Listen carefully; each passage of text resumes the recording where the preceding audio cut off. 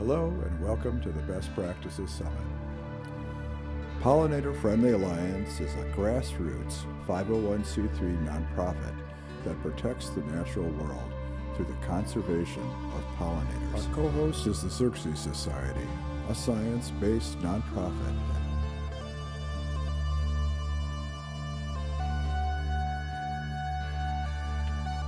This is our 6th annual summit. Each year, we look forward to meeting up with old and new friends to share ideas and tactics and build a community of care for ecological good. I had the good fortune to grow up in a conservation-minded family. As kids, we never had to question if a river was clean enough. My brother and I would just jump in the lake alongside communities of slippery tadpoles and sunbathing turtles. As many insect species, there has not been enough monitoring, so we can't assess by numbers whether many are at risk or not.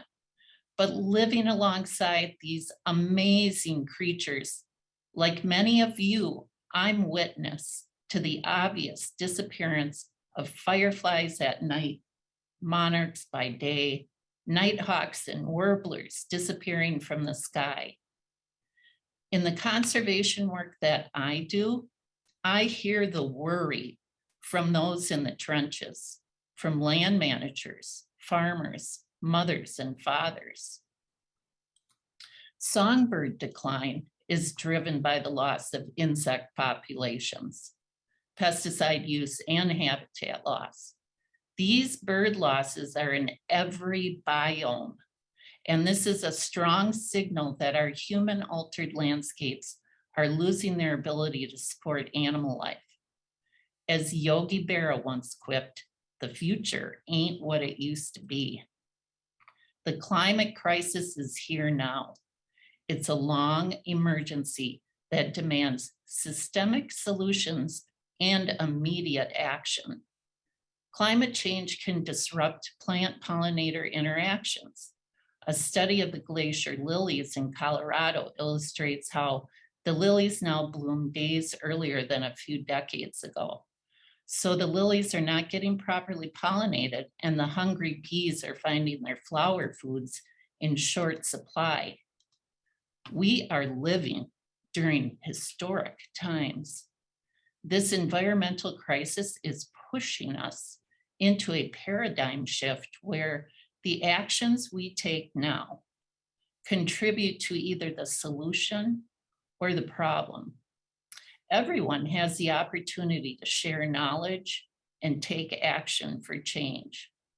Thomas Kuhn wrote, "In the end, the crisis is resolved by a revolutionary change in worldview in which the now deficient paradigm is replaced by a newer one." If there is one fundamental delusion in the modern human mind, it's that we are separate from nature. In truth, we are part of nature. In the Earth's very long history, we are one small, late blooming branch on the tree of life. So how can we use the intelligent patterns and processes in nature to learn from and live as part of this grand food web? For years, the philosophy of managing natural resources has been one of satisfying human needs by interfering with nature's natural web of life. Today, the new emerging science of ecology is telling a different story. It's a story of both modern and ancient, from traditional land-based methods to modern technologies for a sustainable and regenerative way of life. Farmers, researchers, practitioners, change makers, and families are telling a new story of living with nature.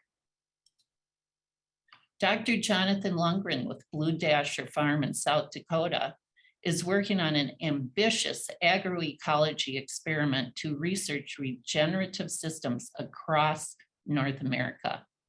The 1,000 Farm Initiative goal is to demonstrate the power of regenerative ag by analyzing soil, water, plant, and animal communities, yields, nutrient density, and profitability. The National Park Service recently launched a beefed up pollinator inventory and monitoring program. Over 40 US parks and monuments are participating so far, from the Bandelier National Monument in New Mexico to North Cascades National Park in Washington. Training is a big part of this program with the goal to expand the diversity of scientists. Homegrown National Park Initiative is a grassroots call to action lit up by Professor Doug Tallamy of Delaware and aims to scale up Doug's talk on planting native plants and restoring biodiversity to a national scale, and he's doing it. The Nature Conservancy works nationally and internationally with local groups such as landowners, communities, and cooperatives to protect and preserve private lands using land trusts, conservation easements, and private reserves. Minnesota Land Trust works similarly with counties and landowners using conservation easements, where landowners voluntarily give up development rights on their land, keeping it in its natural state. And in Iowa, the Tallgrass Prairie Center worked with the Irvine family farm to establish a conservation easement to restore and preserve this 77-acre prairie farm. People really are the driving force behind many of the world's gravest conservation challenges and best solutions. Even with this amazing work going on, the current environmental crisis has risen to the level of losing important systems in both terrestrial and aquatic ecosystems.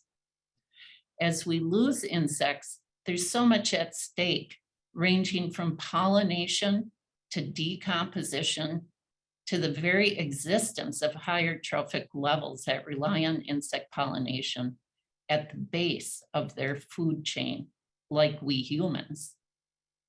Take mayflies, for example. The mayfly is a cornerstone of the aquatic food web.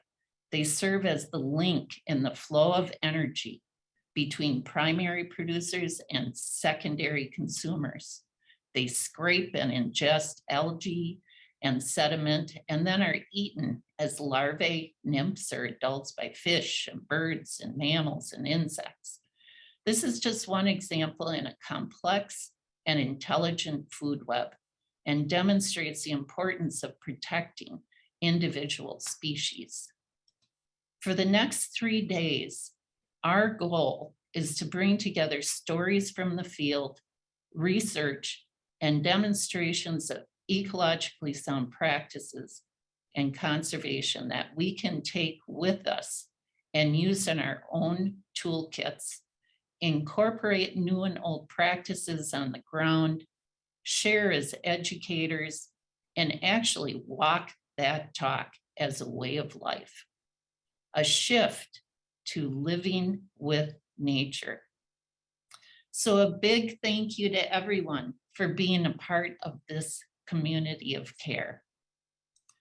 Now let's get to work because we've got a big job ahead of us.